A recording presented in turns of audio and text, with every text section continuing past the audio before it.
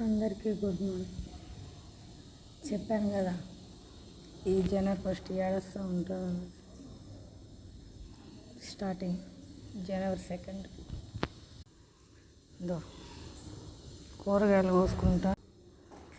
కోసుకుంటా ఎన్నో ఆలోచనలతో ఏదో ఆలోచిస్తూ ఉన్నా.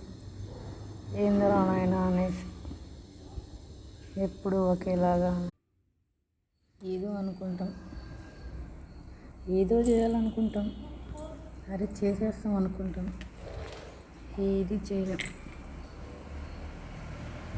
ఎగ్జాంపుల్ నేనే.